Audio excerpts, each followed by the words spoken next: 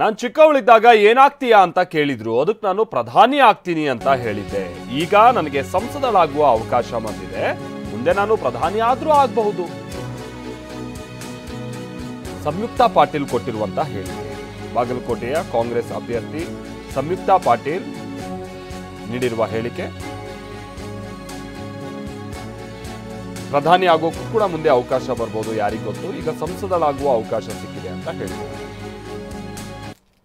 ನಮ್ಮ ಫೇವರೇಟ್ ಆಗದ ಯಾಕೆ ನಾನು ಈ ಮಾತನ್ನು ಹೇಳ್ತೀನಿ ಅಂತಂದ್ರೆ ನಾನು ಬಹಳ ಸೆಕೆಂಡ್ ನನಗೆ ಕೇಳ್ತಿದ್ರಿ ಮೇಡಮ್ ನೀವು ದೊಡ್ಡದಾದ್ಮೇಲೆ ಏನಾಗ್ತೀವಿ ಅಂತ ನಮ್ಮ ಟೀಚರ್ಸ್ ಹೇಳ್ತಿದ್ರು. ಸೇಮ್ ನಾನು ದೊಡ್ಡದಾದ್ಮೇಲೆ ಏನಾಗ್ತೀವಿ ಅಂತ 2ನೇ 3ನೇ ನಾನು ಕೇಳಿದಾಗ ನಾನು ಅವ್ರಿಗೆ ಹೇಳಿದೆ ನಾನು ಭಾರತ ದೇಶದ ಪ್ರಧಾನ ಮಂತ್ರಿ ಆಗ್ತೀನಿ ಅಂತ ಅವ್ರಿಗೆ ಹೇಳ್ತಾ ಇರ್ತಾರೆ.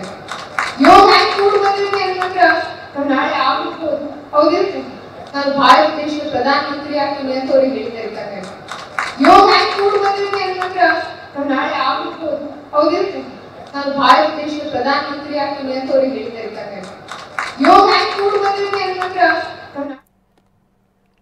ಒಂದೊಂದ್ ಕಡೆ ಮಂಡ್ಯ ಲೋಕಸಭಾ ಅಖಾಡ ರಂಗೇರ್ತಾ ಇದೆ. ಇವತ್ತು ಕಾಂಗ್ರೆಸ್ ಅಭ್ಯರ್ಥಿ ಸ್ಟಾರ್ ಚಂದ್ರು ಕೆಆರ್ಪೇಟೆ ವಿಧಾನಸಭಾ ಕ್ಷೇತ್ರದ ವ್ಯಾಪ್ತಿಯ ಸುಮಾರು 18 ಗ್ರಾಮಗಳಲ್ಲಿ ಪ್ರಚಾರ ಕಾರ್ಯ ನಡೆಸಿದ್ರು. ಮಲ್ಕೋನಹಳ್ಳಿ, ಐಚನಹಳ್ಳಿ, ಬೂಕನಕೆರೆ, ಬಲ್ಲೇನಹಳ್ಳಿ, ಗಂಜಿಗೆರೆ ಸೇರಿದಂತೆ ವಿವಿಧ ಗ್ರಾಮಗಳಲ್ಲಿ ಬಹಳ ಅಬ್ಬರದ ಮತ ಶಿಕಾರಿಯನ್ನ ಮಾಡಿದ್ದಾರೆ.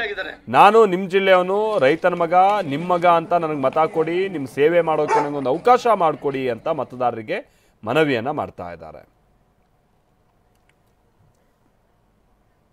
ಟಿಕೆಟ್ ಕೈತಪ್ಪುವುದಕ್ಕೆ ಜಿಲ್ಲಾ ಶಾಸಕರು ಕಾರಣ ಅಂತ ಹೇಳ್ತಾ ಇದ್ದಾರೆ. ವೀಣಾ ಕಾಶಪ್ಪನವರ್ ಪದೇ ಪದೇ ಆರೋಪಿಸ್ತಾ ಇದ್ದಾರೆ. ಈ ರೀತಿ ಆರೋಪ ಮಾಡೋದು ನಿಲ್ಲಿಸದೇ ಇದ್ರೆ ಎಐಸಿಸಿ ಕೆಪಿಸಿಸಿಗೆ ದೂರು ಕೊಡಬೇಕಾಗತ್ತೆ ಅಂತ ಜೆಟಿ ಪಾಟೀಲ್ ವೀಣಾ ಕಾಶಪ್ಪನವರಿಗೆ ಎಚ್ಚರಿಕೆ ಕೊಟ್ಟಿದ್ದಾರೆ. ಇನ್ನು ವೀಣಾ ಕಾಶಪ್ಪನವರು ಟಿಕೆಟ್ ಸಿಕ್ಕಿಲ್ಲ ಅಂತ ಅಸಮಾಧಾನಗೊಂಡಿದ್ದು ಇನ್ನೂ ಕೂಡ ಶಮನ ಆಗಿಲ್ಲ. ಹೋದಲ್ಲಿ ಬಂದಲ್ಲಿ ಅವರು ದುಃಖ ತಪ್ತರಾಗಿ ಮಾತಾಡ್ತಾ ಇದ್ರು. ಈಗ ಅವರು ಆರೋಪ ಮಾಡ್ತಾ ಇರುವ ವಿಚಾರಕ್ಕೆ ಇಲ್ಲಿ ಕಾಂಗ್ರೆಸ್ ಕಾರ್ಯಕರ್ತರ ಸಮಾವೇಶದಲ್ಲಿ ಎಚ್ಚರಿಕೆ ಕೊಟ್ಟಿದ್ದಾರೆ ಜೆಟಿ ಪಾಟೀಲ್.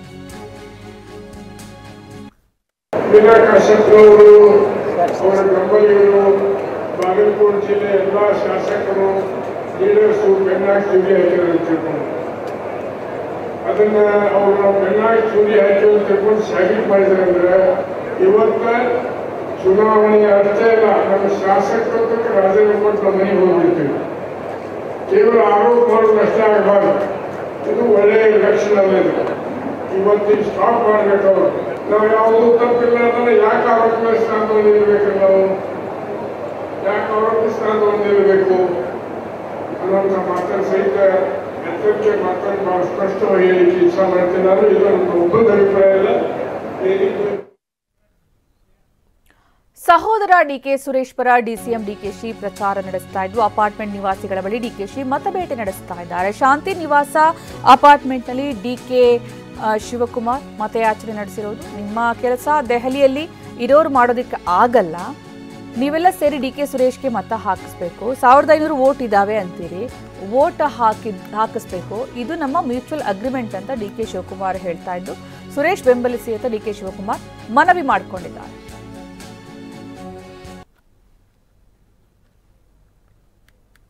ಈಗ ನಾನು ಬಂದಿರೋದು ನಮ್ಮ ಡಿಕೆ ಸುರೇಶ್ಗೆ, ನಮ್ಮ ಬ್ರದರ್ಗೆ ಸಹಾಯ ಮಾಡಿ ಅಂತ.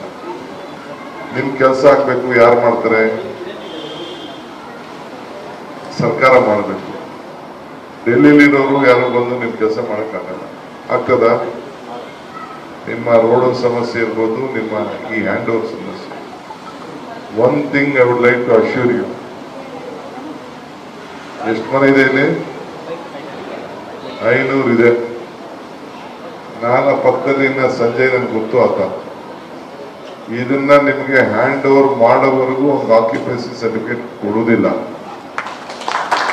ಆದ್ರೆ ಒಂದು ಕಂಡೀಷನ್, ನೀವೆಲ್ಲ ಸೇರಿ ಡಿಕೆ ಸುರೇಶ್ಗೆ ಪ್ರತಿ ಮನೆಗೂ ಯಾರು ಇಲ್ಲಿ ಬಂದಿಲ್ಲ ಅವ್ರ ಹತ್ರನೂ ಮಾತಾಡಿ, ಇಲ್ಲೇನು 1500 ವೋಟ್ ಇದೆ ಅಂತ ಹೇಳ್ತೀರಿ, ಆ ವೋಟನ್ನ ಹಾಕ್ಸ್ಬಿಟ್ಟು ನಮ್ಮ ಗ್ಯಾರಂಟಿ ನಾವು ಮಾಡಿದ್ದೀವಿ, ನಿಮ್ ಗ್ಯಾರಂಟಿ ಏನ್ ಹೇಳ್ತೀರ ಅಂತ ನೀವು ನನ್ನ ಇಲ್ಲಿ ಕಳಿಸ್ಬೇಕು.